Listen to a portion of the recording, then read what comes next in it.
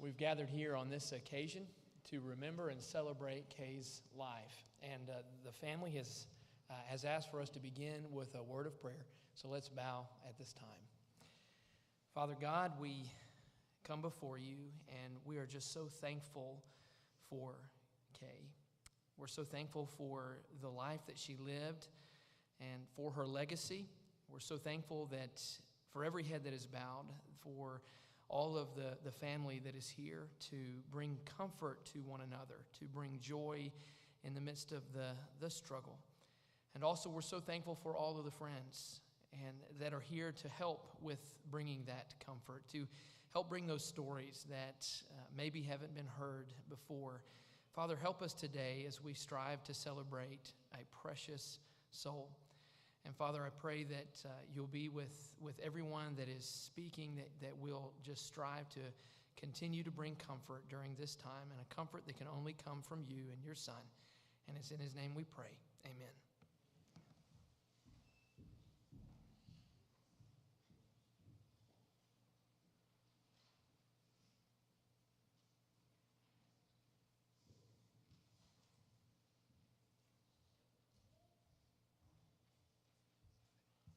I'm going to read the obituary that Jason wrote.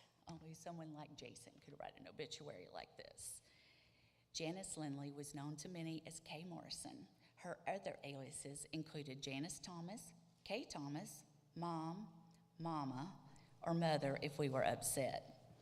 Lastly, she was known as Nan or Nain by her grandchildren. Kay passed away Friday, September 15th at 2:40 p.m. She was preceded in death by her sister Frida, the tough one, her brother Danny, the wild one. She's survived by her younger sister Anne, the smart one. Kay was always known as the pretty one by her parents, Ed and Nell Thomas, and because of those great genetics, she gave birth to two beautiful children, Jason and Jennifer. Jason and his wife Angela gave her three wonderfully witty and equally beautiful grandchildren, Brennan, Braden, and Brittany.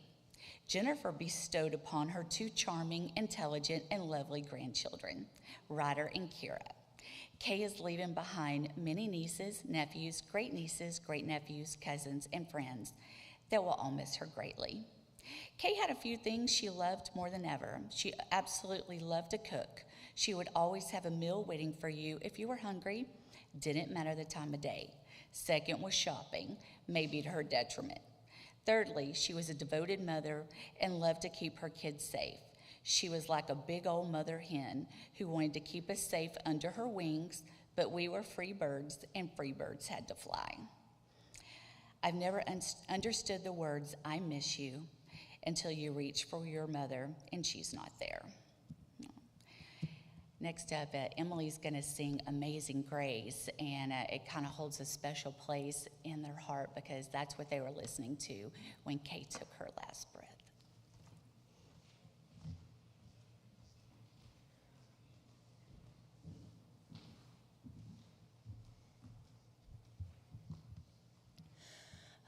Amazing grace, how sweet the sound that saved a wretch like me. I once was lost, but now I'm found. Was blind, but now I see. When we've been there 10,000 years, bright shining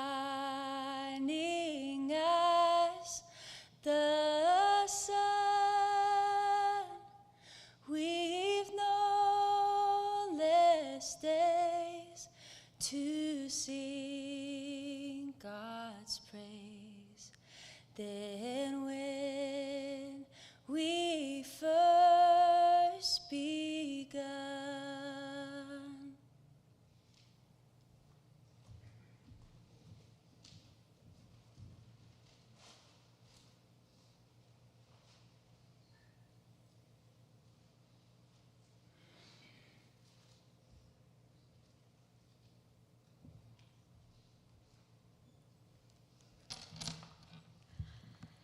Okay, please pray that I make it through this. Her name was Janice Bay. Frida could not say either name, and she called her Kay, and that became her nickname in the family. She was born on November 15th, 1948, and anyone who lives in Alabama knows that at that time, that was also Tag Day. So, Daddy made it home before midnight, and then he couldn't get back to the hospital, so he had to borrow a car for a couple of days so he could get them back home. And also, she had another attachment, and that was the same birth date as now King Charles of England. He was born the same day. She weighed 5 pounds and 7 ounces at birth and was the second of 4 children in our family. She was kind of sick a lot as a baby and was hospitalized with pneumonia at 10 months old. And she had an x-ray of her chest, and we found out later it could cause thyroid problems, which she did have quite a few problems with her thyroid after that. Frida, Kay, Danny, and I were Mother and Daddy's pride and joy. When we were young, Mother took us to all the Elvis movies. Boy, did we love Elvis. We would play movie stars in my dad's upholstery shop. We would wrap the different fabrics around us, and we were making our dresses, and we were so cute. But we would play movie stars, and Kay would always be married to Elvis. I chose Ricky Nelson because I couldn't have Elvis, and Frida always had whoever was popular at the time. It was either Sal Mineo or Frankie Avalon or somebody like that. And Kay and Daddy liked scary movies, and they went to see them all the time, but we didn't, so we went to like kids' movies and Disney movies. We loved to go swimming, and I say that lightly, at Tarrant Recreation Center because we didn't like to get our hair wet, so we never learned how to swim. As a matter of fact, when Kay was baptized, she had so much white rain on her hair that it looked exactly the same when she came out of the water. We always joked in our family about when we got home from school, Frida would clean, Kay would cook, and I would do the homework. We graduated from high school together, and I'd like to say it was because I was so smart and was double promoted, but that's not true. Like I said, she liked to cook instead of studying. We went to Tarrant High School and made a lot of good memories and made some amazing friends, some of which she met a couple of times each month for lunch. Sometimes I would get to come out and go, and it was just such a fun time. And thank each of y'all for bringing her so much joy. We loved to dance as teenagers. On Friday or Saturday night, we usually went to a Porto Armory to listen to bands and dance. Sometimes we went to the Boom Boom Room at Eastwood Mall or Cascade Plunge to hear the Rockin' Rebellions. After Shelley was born, Kay would take her places with her, and she would usually drive with Shelley right here on her shoulder. Shelley was just a tiny baby, and Shelley just adored her. And when she started talking, she called her My Kay. She would say, My Kay, put perfume on me, or put Tip-Tick on me. I think she called her My Kay because she didn't want her cousin Gina to have her. After we got married and had families of our own, we always enjoyed big family gatherings at Mother and Daddy's for holidays and birthdays. At times we didn't know whose kids belonged to who. We were so excited when Jason was born.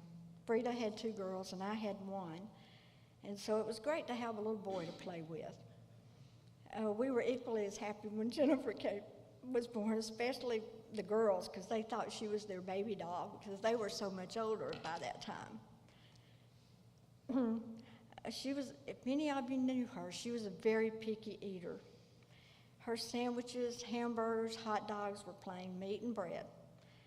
When she ate at our house or when we would bring something, we had to let her see the recipes sometimes and make sure we didn't slip any mayo or sour cream or something like that in her food.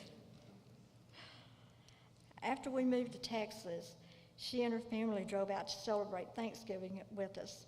She decided then that she would come back if they took Mississippi and Louisiana out of the map. But she did decide one thing. She said, if I ever live in Dallas, I would be in the brown paint, mini blinds, or privacy fence business. Everybody had all three, and she would stay busy and get rich.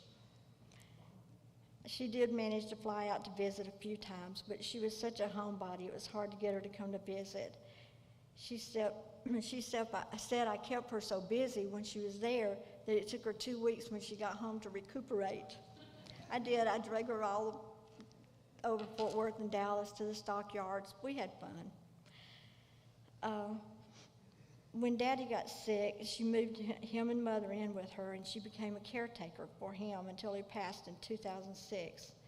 She helped take care of our brother Danny during and after his liver transplant.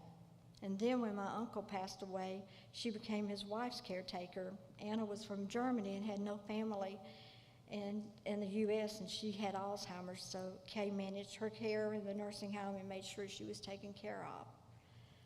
There's so many stories I can tell you, but I truly say she was one of a kind. She was loving, caring, giving, funny, and kind.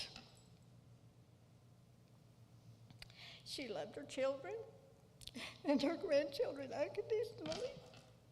She cherished her time she spent with them, but she didn't want to intrude on anyone, and she chose to be alone too much. We had so many good times together, and I made so many memories. I will cherish all of them. We just had fun. We really did. We had so much fun together. She was my sister and my best friend. I love and miss her so much. I know I will see her again one day. Thank you, everyone, for being a part of our story.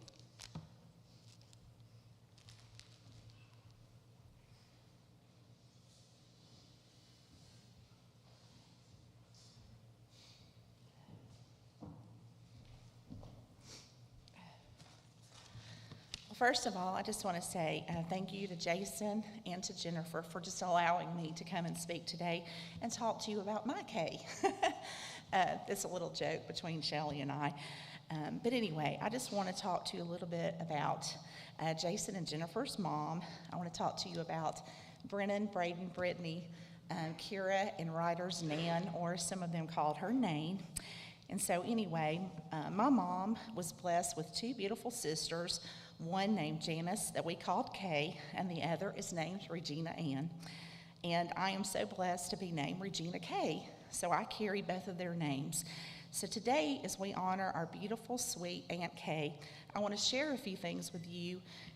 Ann mentioned this, but she was born Janice Faye Thomas, the second daughter of Nanny and Pawpaw. My mom called her Kay, and the name has stuck with her. She was always my Aunt Kay. I looked up the definition of an aunt in the dictionary, and this is what it says. The sister of your father or your mother, a person who can give hugs like a mother, keep secrets like a sister, and share love like a friend. Kay was the cool, fun aunt growing up. My cousin Shelley and I spent lots of time at her house and lots of nights on her pull-out sofa, or, as Jason reminded me, in the bunk beds. I'd forgotten about that story. Kay would let us stay up as long as we wanted to. She would let us watch HBO. Back in the day, that was a very big deal. She would also let us eat cake for breakfast. We could do anything we wanted to at Kay's house. So one time, as Ann mentioned, she loved scary movies. Most of us did not, but I, for some reason, thought that I wanted to watch this scary movie. So I said, hey, Kay, can Shelley and I watch this movie? And she said, of course. So she let us watch this scary movie. Well, Shelley doesn't remember it because she probably went to sleep. But I watched it, and then I had nightmares for 6 months, but I would not dare tell Frida or tell anyone because I had been the one that had asked, and Kay had allowed it. Kay was notorious for giving us multiple gifts at one time, usually not associated with your birthday or Christmas. So one time, she had gotten a really large income tax refund, and she gave everybody in the family a pretty nice sum of money. And she said, "Happy birthday, Merry Christmas, and Happy Hanukkah." And I said, "Well, Aunt Kay," I said, "we're not Jewish." And she said, "Well, Gina, somebody is, so we'll celebrate it." I was like, okay.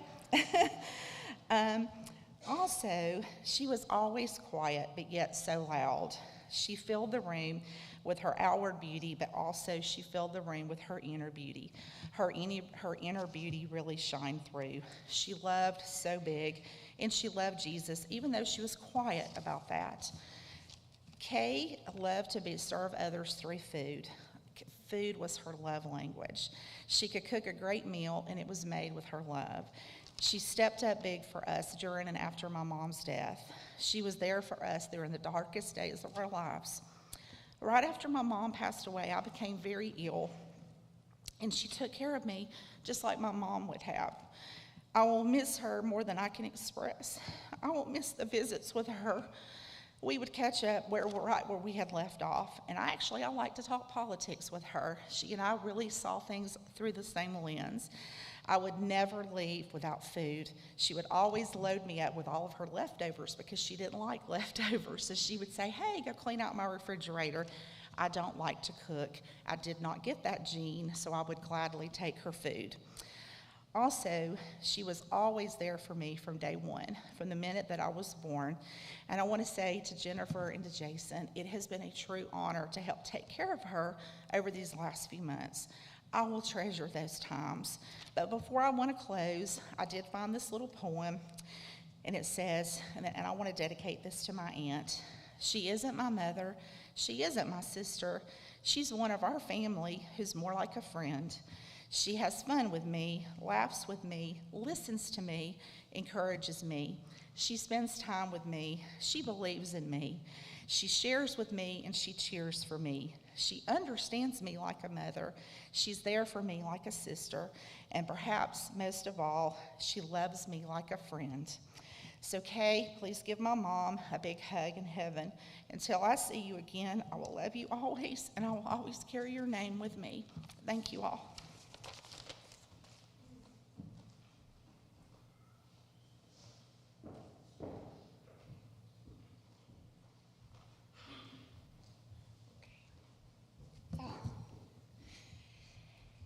So I have letters from both my kids, Kira and Ryder, to my mom.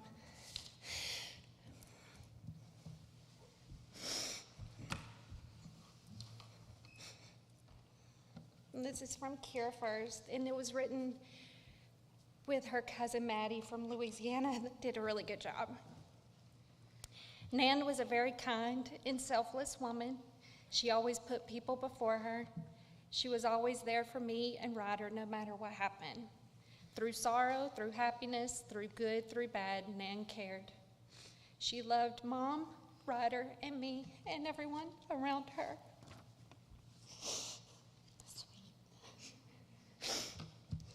Now this is Ryder's made me laugh, so I like this. This is from Ryder. He always called her Nain. That was his little accent when he was little. "Nain was always my best friend. She and I did everything together when I was growing up. Almost every weekend, it was us together. Whether it was watching shows, usually Judge Judy or Fox News, or going shopping. We used to go to Chick-fil-A just about every day, until one day Jason decided to tell her that the chicken is brined in pickle juice. Then she never ate at Chick-fil-A ever again. She always made sure to put mine and everyone else's happiness before hers, no matter what. If you felt sick, she would call every hour to check on you and make sure you were feeling okay, or if you needed anything. Sometimes she even called up until a week later. Anytime my mom was working, she always asked if she was okay because she wasn't answering her phone. She may have been full of worry, but I wouldn't change it for the world. I'm so grateful that I got to share her birthday with her. Although I stole her birthday, getting to share that special day with her is a blessing on its own. Being able to have our birthday together was always the best part of it all. I couldn't ask for a better day to be born. Thanks, Mom. I'm grateful for the time and memories that me and Nain have shared together, and I wish she could have been here for more. But knowing she is in heaven with God is a much better place for her to be. I love you, and I will always remember you, Nan. You will always be my first best friend.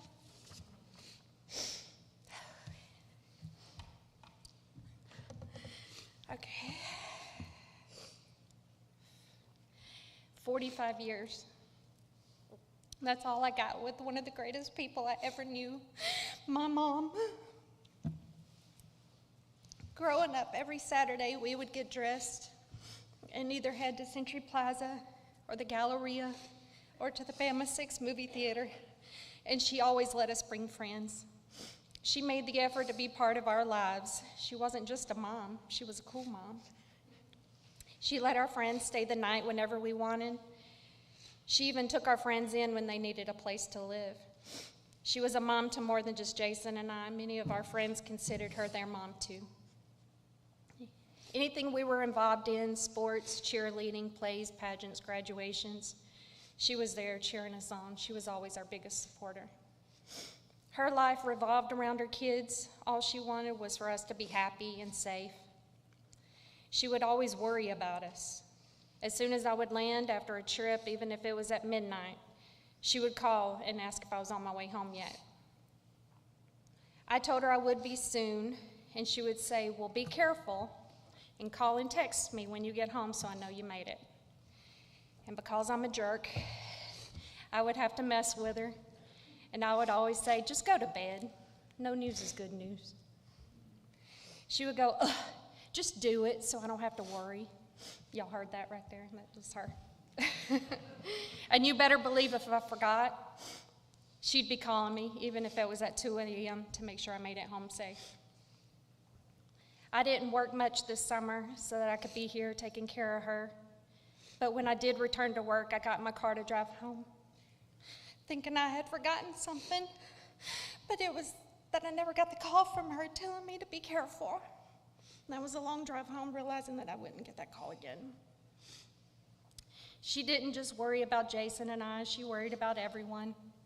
Even in the nursing home, until she could no longer speak, she would ask, where are the kids? Who's picking Kira up from school today? Does Ryder have to work? Do you think Jason will enjoy flying? Have you heard from Brittany? I wonder how she's doing in training. Is Angela coming down this weekend? Have you heard from Ann today? I would always reassure her that everyone was fine and safe and that she had nothing to worry about. It's hard to convince someone who worries all the time that everyone will be okay, but I think towards the end we finally convinced her and she let her worries go. I'll miss her so much. It's already been a strange week without her here. From time to time, I've caught myself reaching for my phone to call and ask her something. I relied on her a lot over the years, maybe a little bit too much. Thank you, Mama, for everything you did for me. Taking care of you these last few months were nothing compared to the 45 years you took care of me. I love you, and I will miss you forever.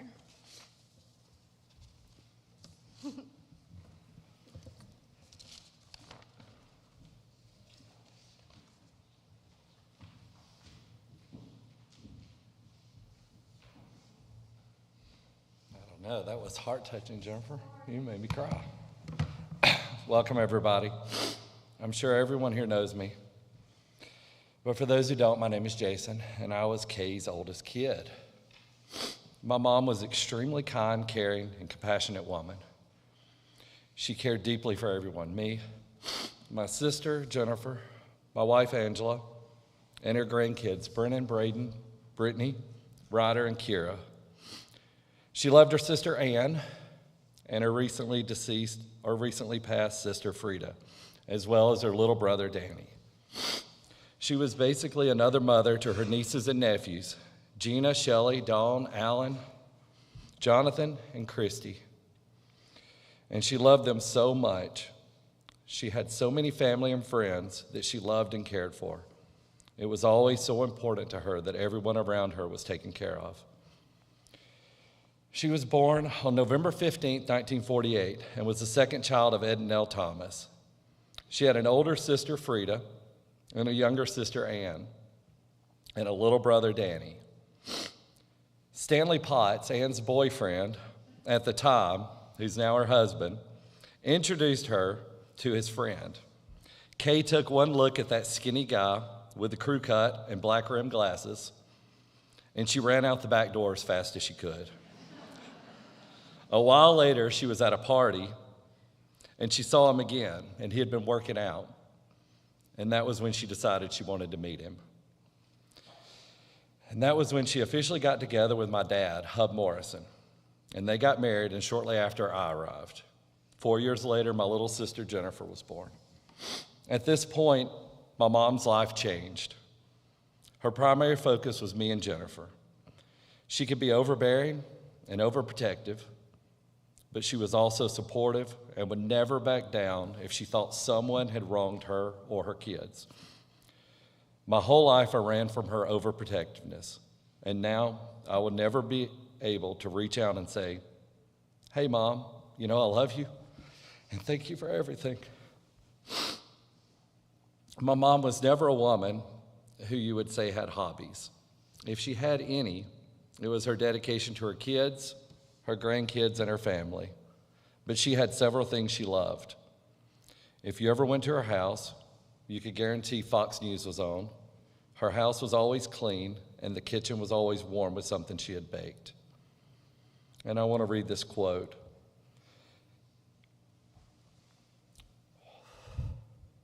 "When you say their name, you are not reminding me that they died, but you are letting me know you remember they lived."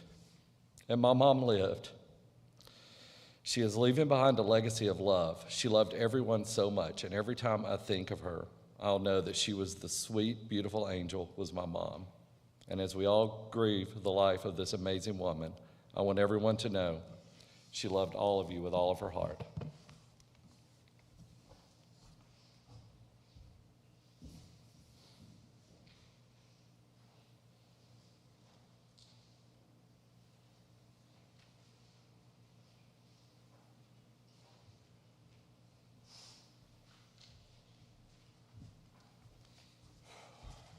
Thank you, Jason, Jennifer, for letting me come up here today and speak. Ann, I said a prayer for you. I'm going to need the same. So first thought of Kay that I had is clearly been laid out today. She was a servant. Mark 10, 43 through 45. Jesus said, "Whoever would be great among you must be your servant." Kay was great. "And whoever would be first among you must be a slave of all. For even the Son of Man came not to be served, but to serve, and to give his life as a ransom for many." And Kay certainly followed that pattern that Jesus gave us. She never wanted to be in front. She always put everyone's needs ahead of her own. And she enjoyed serving, and she loved to cook. And she was always constantly putting people in front of her, to the point that even when I went to visit her in the hospital, she said, "I'm sorry that I'm putting you out. Why you're not putting me out." But that's how she really felt with everybody. She definitely had the servant's heart. There's a famous saying that says it takes a village to raise a child. And I don't know where that statement comes from. I tried to look it up. I looked everywhere. I can't find where that comes from. But what I do know is that Kay was a very important elder to all of the nieces and nephews that were raised by Kay, and to her children, of course. So when I think of Aunt Kay, I cannot help but think of the gatherings that we had at her house for Christmas and Easter, and all the times together as a family.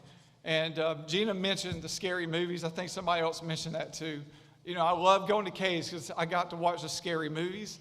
The one thing I was always terrified of, they had this petrified cat they would not get rid of. It was underneath the house. And I was always so scared it was going to come and get me, But speaking of the Christmas gatherings, I have a confession to make. And this is going to be tough. When I was a young kid, maybe 11 or 12, I have a vivid memory of where I broke Kay's heart, and it really hurt me.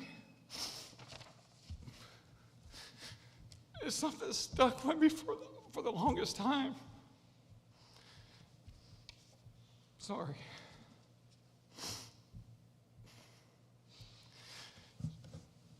She had given me this toy, and I was playing with it, and there was like this little man that goes like on a truck, and I remember the arm broke off. And I remember I looked at somebody, I think it was Alan, and I said something along the lines of, man, this thing's junk. And I don't know what she said, but she was standing there, and I could just see the hurt in her eyes. And man, it hit me hard. And I just left the room, and I remember crying in my room. And when I think back, I know what was going on. When you give a kid a toy, you want to watch the joy that it brings them. And, I robbed her of that day, and it really stuck with me. And so I tell you all this confession because when she was in the hospital, I got to visit her one day and had a great visit. She was by herself. Jennifer had to leave to go get a phone or something because the laundry or something, they got wrapped up in there for Kay. And so, I really think that was a moment given to me from God to share with her.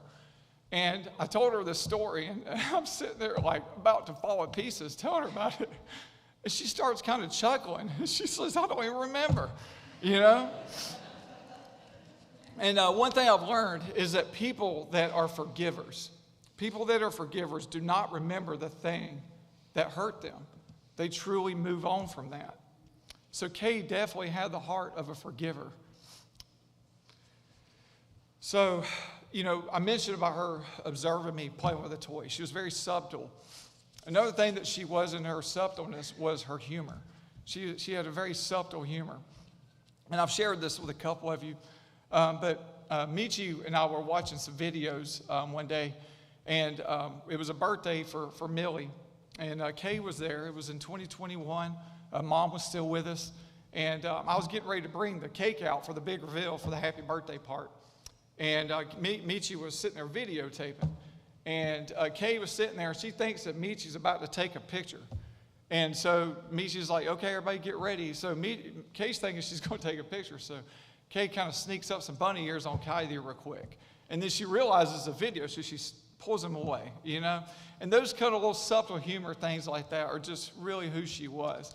And if you wasn't paying close attention, you would miss it. So I'm very grateful that I have that little piece on our phone, and always remember that. So, this has been mentioned too, but one thing I cannot go without mentioning is Kay always wanted to look her best. I was talking to Ann, and she said that the Thomas girls were raised to always look so pretty. And this stuck with her all the way up to the end of her life. When she was in the hospital, I remember I came to see her like when she first went in. And she was like, oh, you can't be in here, my hair's not done. And I'm like, that's fine, Kay, And the next time I came, she was wearing a hospital hat, and it's because she did not want anybody seeing that. And then Jennifer let me know that she had the opportunity to roll her hair when she was in rehab. And so that's a great memory to be able to have that, And so, we will always miss our pretty Kay. So now here we are gathered together as we remember Kay. She was a protector, a loving mother, grandmother, sister, aunt, friend, and tribal leader. As we look at our tribal leaders in our family that have left us and moved on, I believe they speak to us, and I think the message is clear. If you read Hebrews chapter 11, you will find definition of faith. Faith is defined in verse 1 as the confidence of what we hope for and the assurance of what we do not see. And as you read that chapter, you see these amazing people in the Bible, and you'll probably recognize their name: Abraham, Moses, Jacob, Joseph, David, and there's so many others that are mentioned. And it speaks about how they receive the reward for their faith. And in 2 Timothy 4:7, it states, Paul is talking to Timothy, and he says, I have fought the good fight. I have ran the race. I have finished the race, and I have kept the faith. And a lot of times when we read a verse like this, Paul referred to races in a couple of other scriptures. We think about, like life being this marathon or the sprint. We get to the end and we're done and we're finished the race. But I think it goes a lot deeper than that.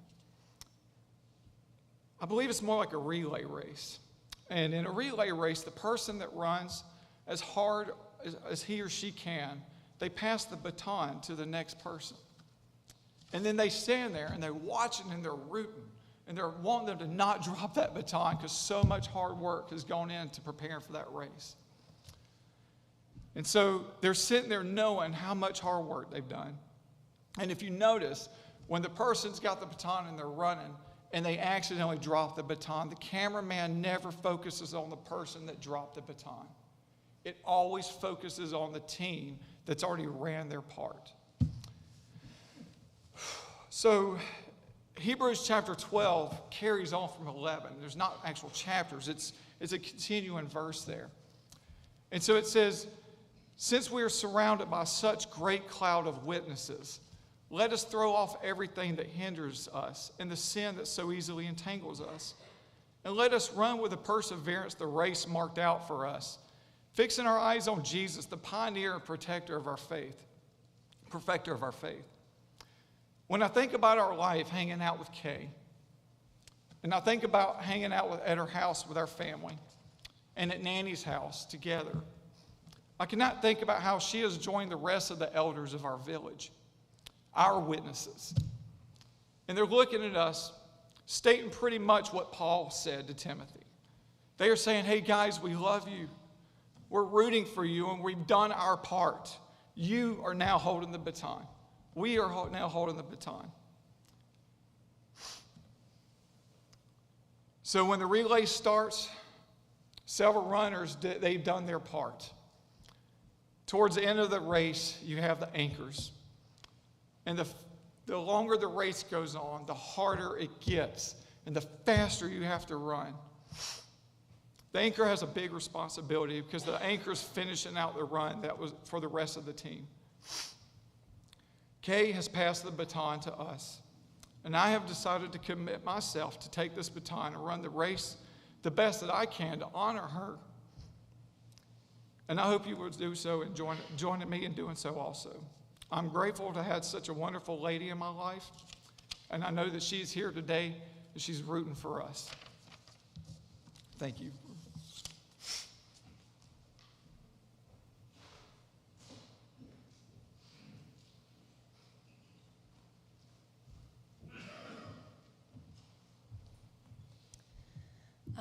Before we close, I'm not much of a speaker, but Jennifer asked me to sing this song. It's not conventional for this type of setting, but it was a song that Kay really, it really calmed her and really brought her a lot of peace. And so I'm just going to sing this song for her. I will lay down in peace and sleep, for my God makes me dwell in safety. I will lay down in peace and sleep, for my God makes me dwell in safety. You are with me, you are with me, you are with me when I sleep. You are with me, you are with me, you are with me when I sleep. You are with me, you are with me, you are with me when I sleep. You are with me, you are with me, you are with me when I sleep.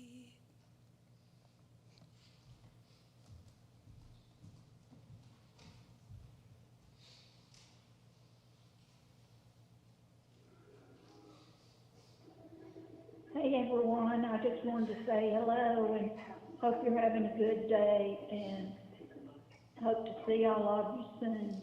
Love you all. Hey everyone, I just wanted to say hello and hope you're having a good day and hope to. I cannot think of a better ending than Kate dismissing us. So thank you everybody for coming out here today.